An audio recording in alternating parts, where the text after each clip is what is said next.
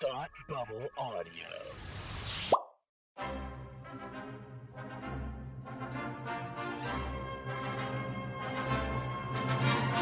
Look, up in the sky! You will never find the more wretched hive of scum and villainy. Welcome to Beer with Geeks with Tim and Frank. Who are you?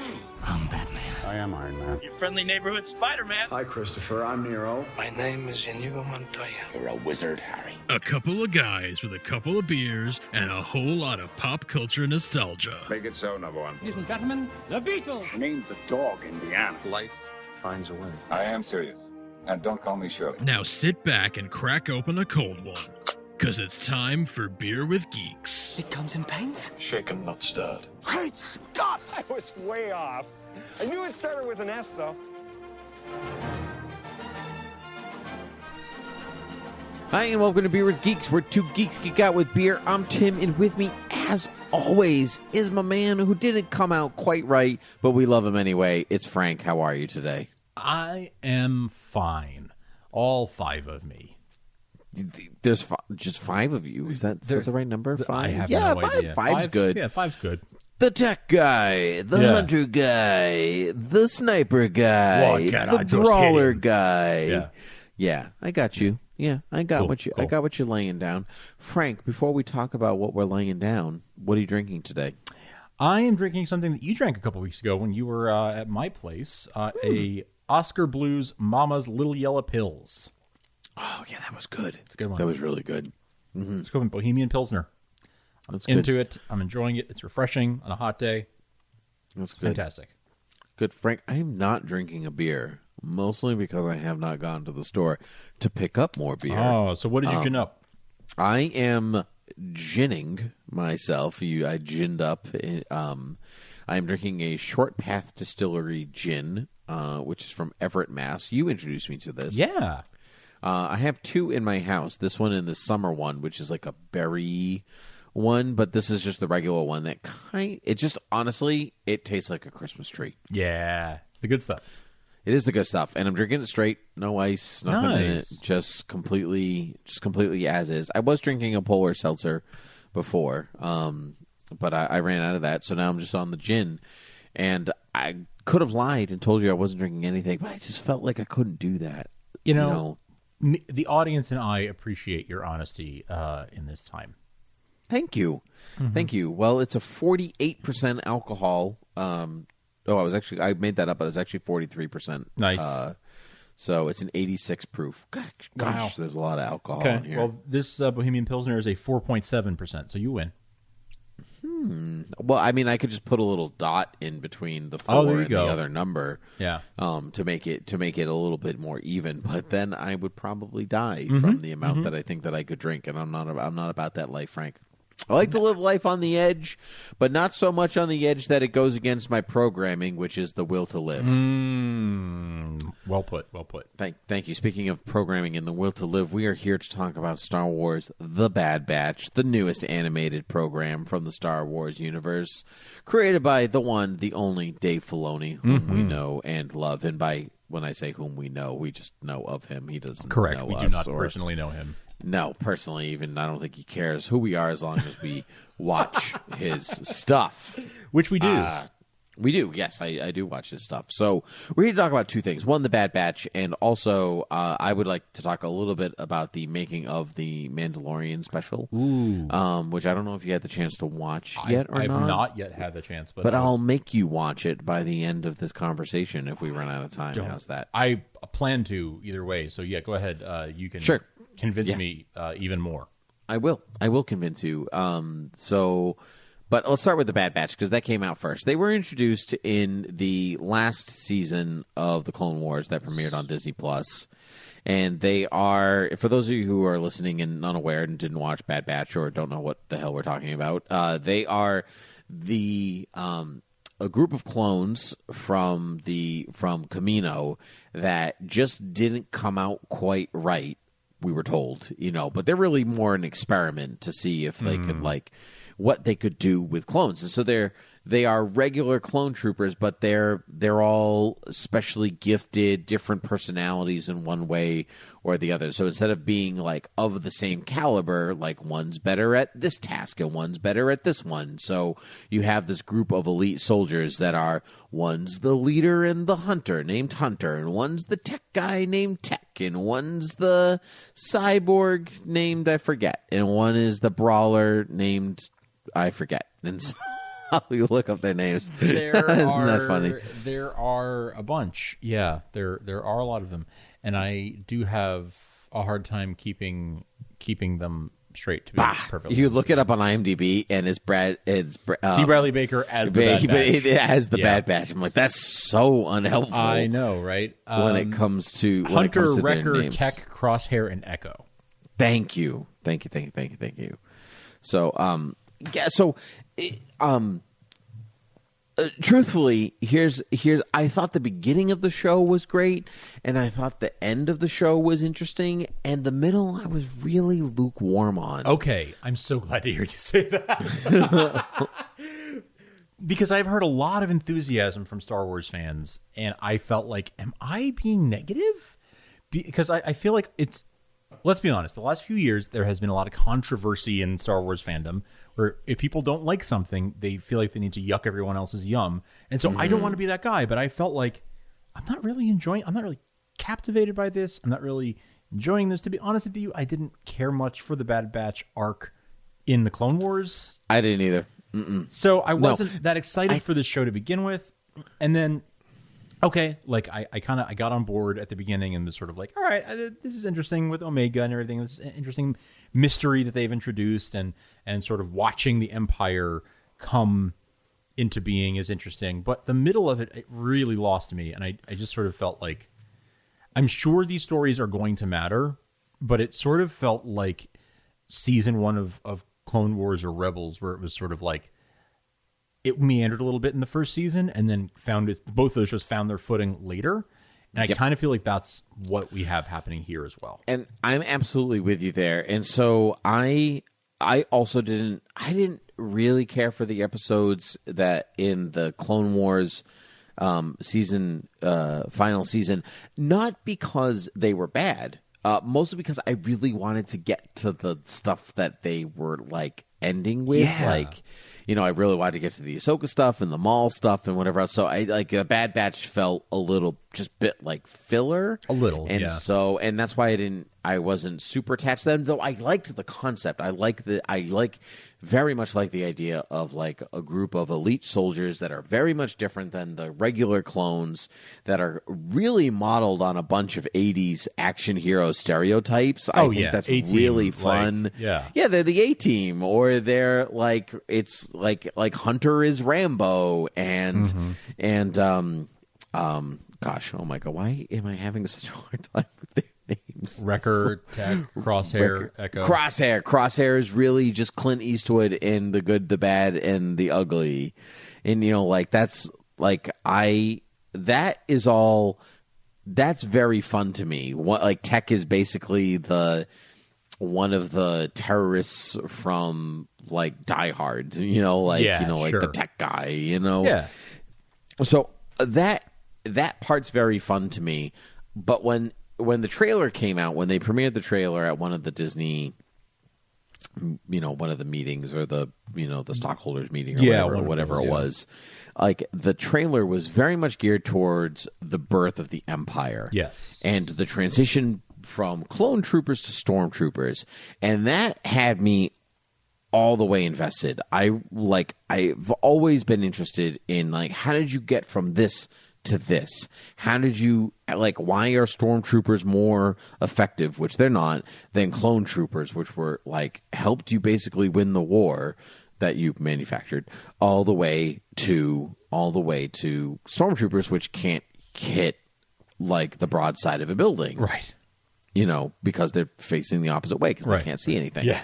So I really wanted to know that story, and the season started with that story, and then it meandered into something else, and then it came back to it. But by the time it came back to it, I was like, all right. Yeah. Like, all right. And I mean, it was spoilers, blah, blah, blah, blah, blah, blah, spoilers. The destruction of Camino and those facilities, and like, that was like, man, that's like deep Star Wars. Yeah. Not deep Star Wars, but, you know, like. Well, it's mythology. It's that's world building. That's right. That's important Star Wars. That's important Star Wars mythology. Like, the destruction of the clone facilities in Camino tell you a lot about the transition. And I was into that stuff. I just really wanted more of that stuff. Yeah. Earlier. I feel like you've said this. I've heard you say this several times now on Academy Rewind about war films, and that you're not necessarily into war films that like focus on like being in the trenches and like being in the battles. Like, and I feel the same way, where I am not particularly enthused by films that are like about like that aspect of war.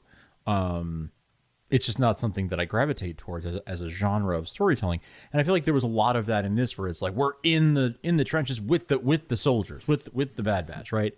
Mm-hmm. And so that, when it's heavily focused on that, honestly, those episodes of the Clone Wars were not always my favorite.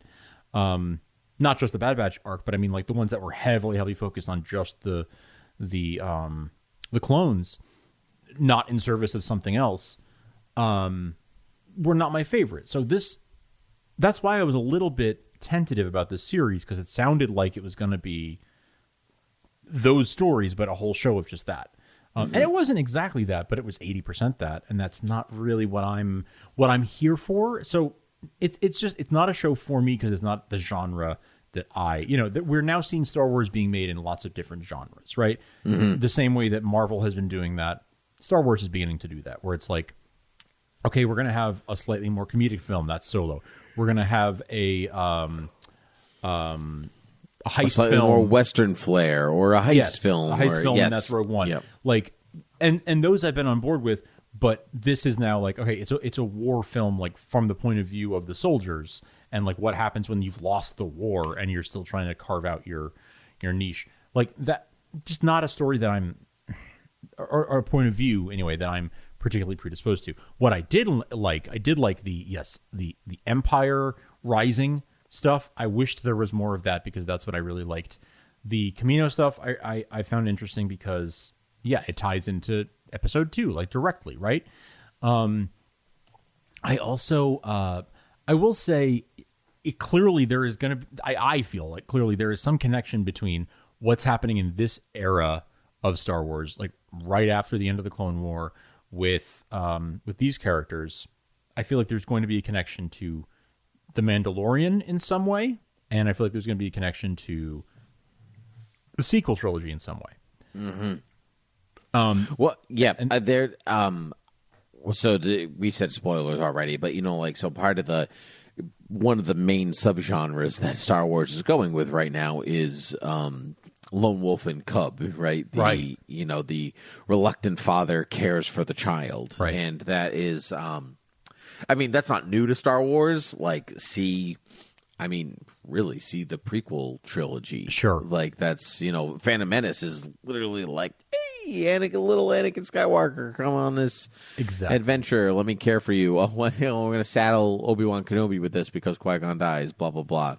So you have Alpha, which is the bad, not the Bad Batch, but the regular clones. Boba Fett is Alpha, the original clone. Right. He's the first. Boba Fett's the first clone of Jango Fett, and he's the one that didn't have any aging. Right. Boba wasn't aged prematurely like the others are. And then you have all the clones, you have the Bad Batch experiments and blah, blah, blah. And then you end up with Omega, which is the girl, and she is saddled, or the Bad Batch is saddled with her. She's the outside perspective. She's the non-soldier to grant, a different perspective. Sure.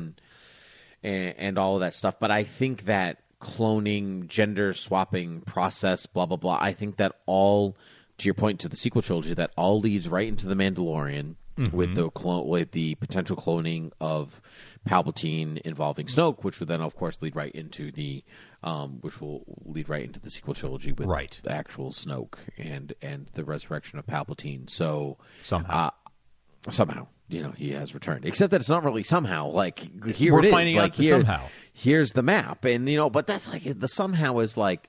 I'm sorry, but that's Star Wars. Like, that's most franchises. Like, somehow something happened. Yeah, that's all things. Like, you talk about a resurrection of all time. I'm sorry, Superman returning from the dead in the 90s.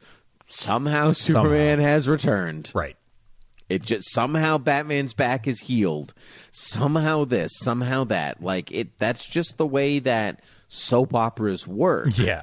And perpetual stories like Star Wars and Marvel and DC, and they're all just somehows. Yeah, like, that's true. That's true. And so I don't get on Rise of Skywalker's case for that. How silly as it is. Like, it's not up to Poe Dameron to know that information. True too, yeah. Like, he's literally like, I friggin' don't know. Like, but somehow this has happened. The point is we have to deal with it.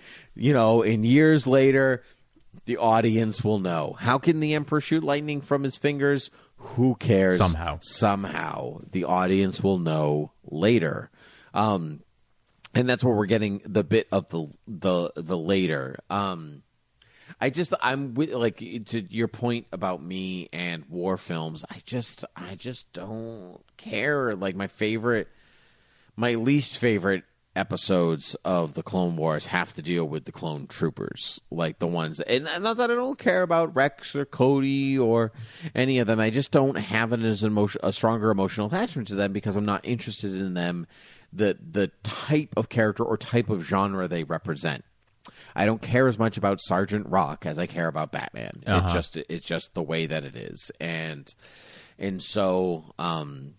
And so it's a little not a trudge because I think it's well written, and I do think that it's really beautifully rendered, and we haven't really talked about that yet. But like the speckled lighting in this show, like the movement of characters and the shading is really, really, really well done. Every episode they pull up, and I'm like, oh my god, animation. Like, it's just leaps and leaps and leaps where it used to be. It's come so far, so far since, like, the Clone Wars started, especially.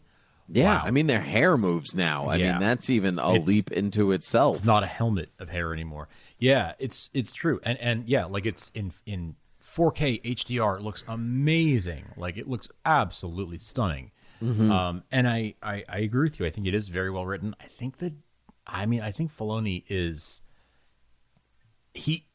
I wish they would sort of make him the official head of all things like Star Wars story group. I really do. I wish that he was the Lucas of the modern era, because I feel like he has the best. Certainly between him and Favreau, they have like a really good handle on like Star Wars storytelling. So I'm glad that you said that, because I'm going to dive into the Mandalorian special, even though you haven't watched it yet. Sure. I mean, it's a special, so it's not really a spoiler. It's behind the scenes. And it's behind the scenes stuff. But they do talk a fair bit about Kathleen Kennedy in that special, and how supportive she is, and the good role of a producer is allowing creative freedom for the people working on their shows and stuff like that. So as much as, like, I think Filoni has a good eye for Star Wars and what's needed and stuff like that, we just talked for about 15 minutes about how we liked the beginning and the end of the Bad Batch, but we didn't love the middle of it.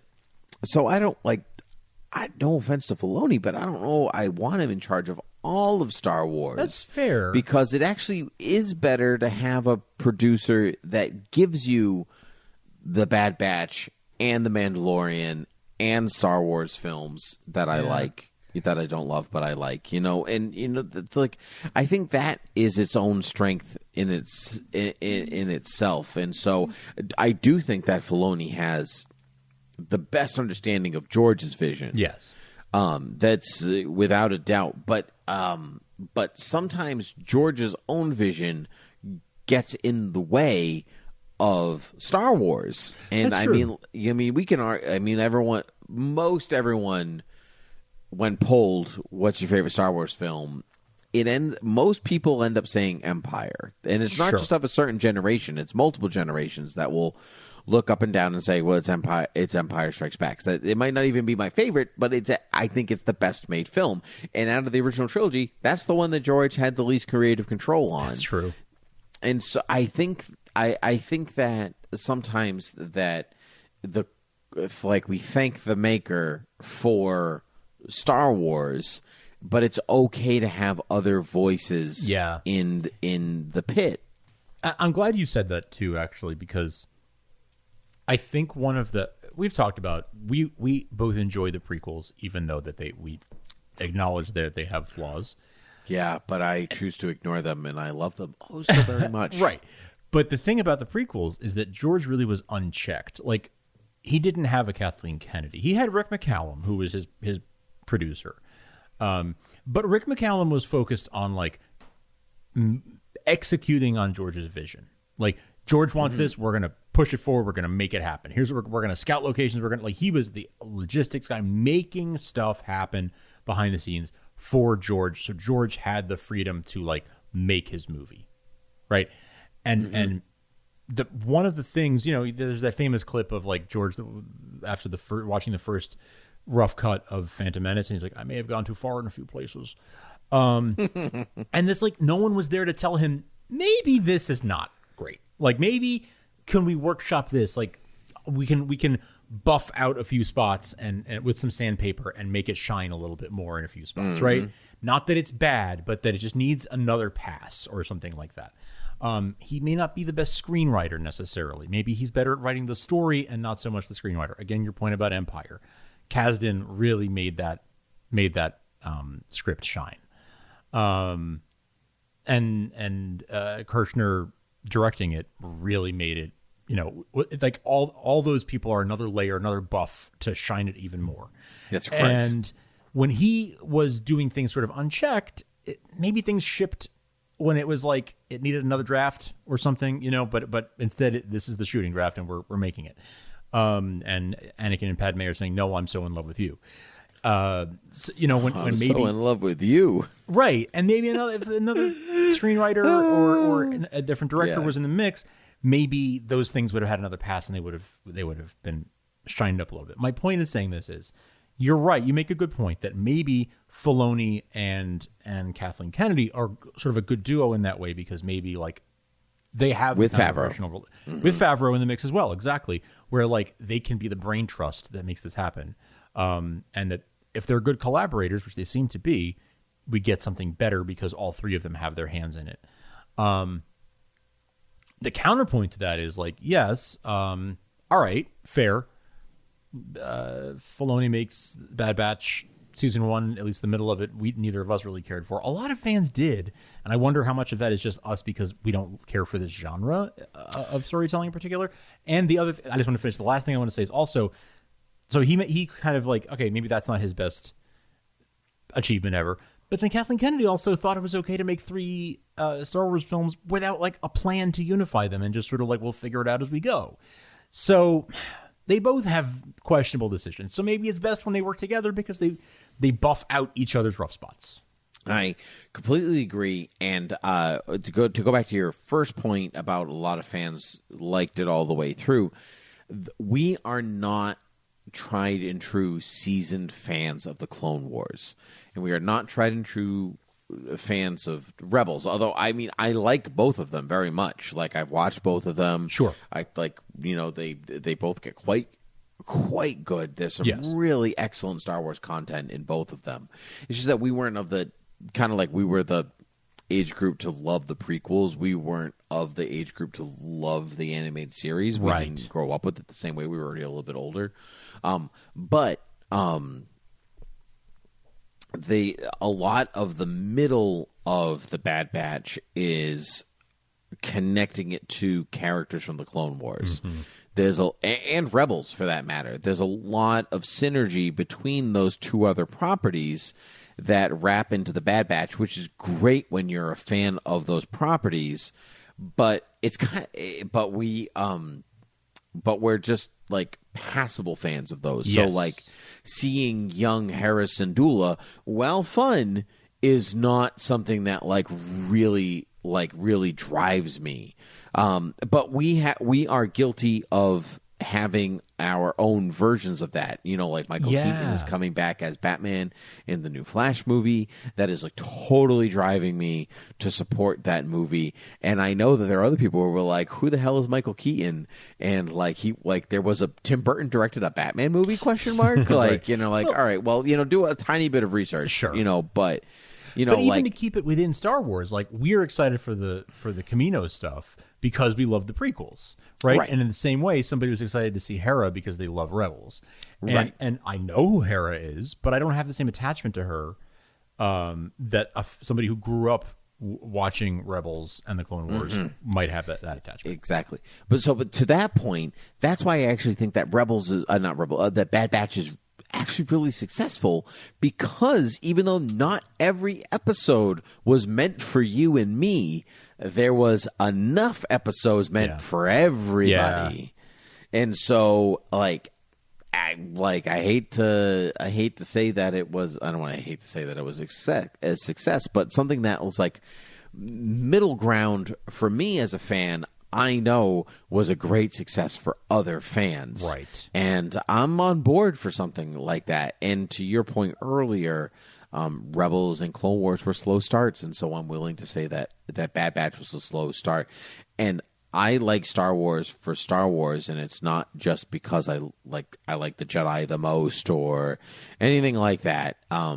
Mandalorian is a great example of proving that I like, or even Rogue One is a good example of I like Star Wars for Star Wars. It doesn't have to include Jedi for me to be on board with it.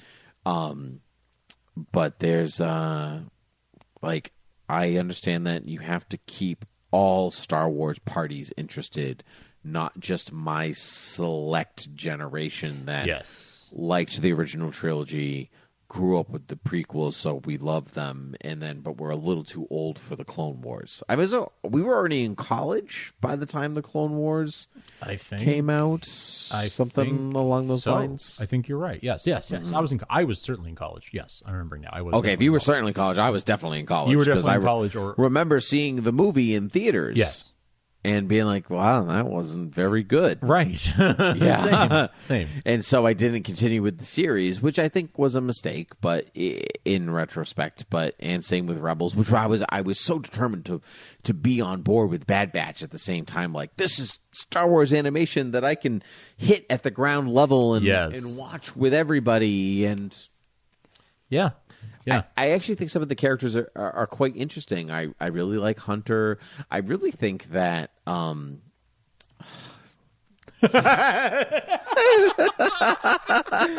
think that other guy too.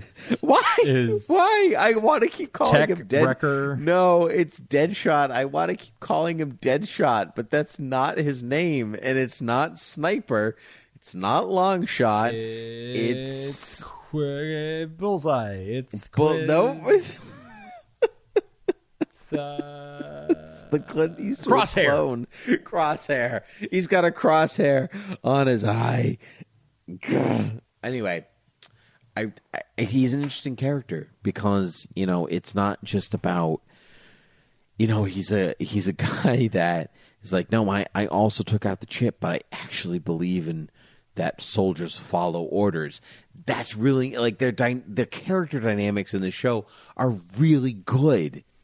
It's just the genre that I'm having a hard time bridging the gap between, and that's not a fault of the show. That's on me. So I don't fault the show for those things. I feel that way too. That's sort of the where I've landed, is that like, it's not that it's a bad show, it just wasn't for me. Like, I didn't care much for it, but it's not because it wasn't good. It's because it wasn't for me. It largely, a big portion of it wasn't for me. And that's okay. I can be okay with that and just realize, okay, this is actually probably someone else's favorite Star Wars show in years, and good for them. This one wasn't for me, but The Mandalorian is that for me. So, like, I can still watch The Mandalorian and love it. I can watch this and follow it enough to follow the story because I do think this is going to plug into the things that I do care more about, that I am more interested in, right? That final moment of the final episode where they're like, oh, you're going to help the Empire, you'll be of great help to the Empire, or whatever it was, to the Kaminoans, who, by the way, side note, I hate that we've decided it's pronounced Kaminoans. I hate that because the planet's called Kamino, and for years I was always like, no, it's Kaminoans, because like they're from Kamino, and now it's Kaminoans, and I'm just like, I hate that. I've trained myself to say it the other way. Anyway, that's just me.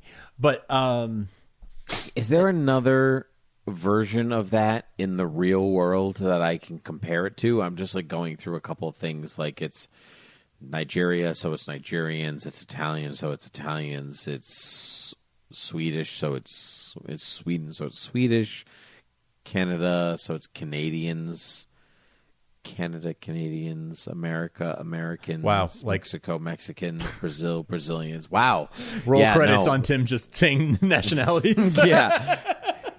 United States, Canada, Mexico, Panama, Haiti, Jamaica, Peru. Panamanians. Yeah, Panamanians. Panama, Panamanians. Is that, I don't know, is that a thing? Kaminoans. Yeah, I mean, yes, that's the word for people from Panama. But yes. Greek.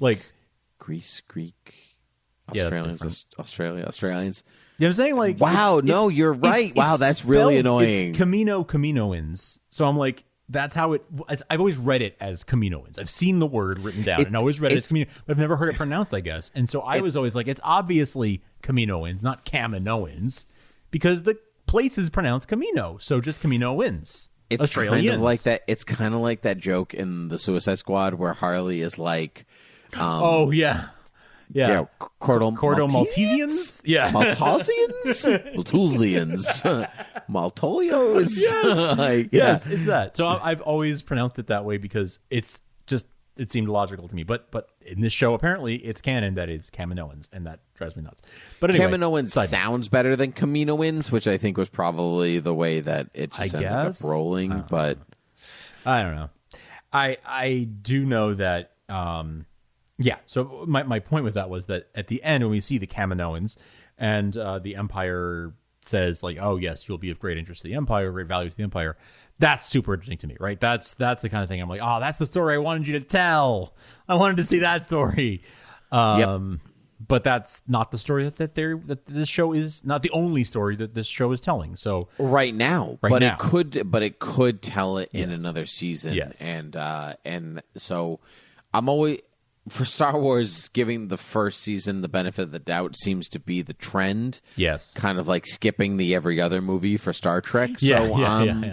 I'm going in for season 2 strong, and really, I think the cast is strong. But see, so it's just funny. Like when Clone Wars character showed up, I was like, it's fine, a Clone Wars character. But then Fennec showed up, and I was like, yeah, Fennec, let's do it. Like Mandalorian. Like Ming-Na, let's do it. Yes. So, there's something for everybody. And so I think it was a success. And I did enjoy watching it, though it is a show that I'd be just as happy binging as watching every week. And I think that's the difference for me. I think that's true too. One last thought is just that we are less than 50 years away from The Mandalorian in timeline, which means that Grogu is alive already at this point in time. Oh, nice. And that's true because he was in the temple. Yep. Like during Revenge of the Sith. So you are correct. He's alive. And if there is some cloning storyline that ties into the Mandalorian, the Bad Batch could very well be the thing that bridges, the Clone Wars to, or the Clone Wars era to the Mandalorian era. Or to the classic trilogy era. Are you hinting that Grogu might be a clone of Master Yoda? Well, I wasn't thinking that, but that's certainly a possibility. How wild would that be? Let's clone a bunch of stuff, but let's also clone a Jedi? Could be. What? I'd be on board. What? There's lots of breakdowns on like YouTube and stuff of like how Admiral it's a trap. The bad guy from Grand Moff Tarkin.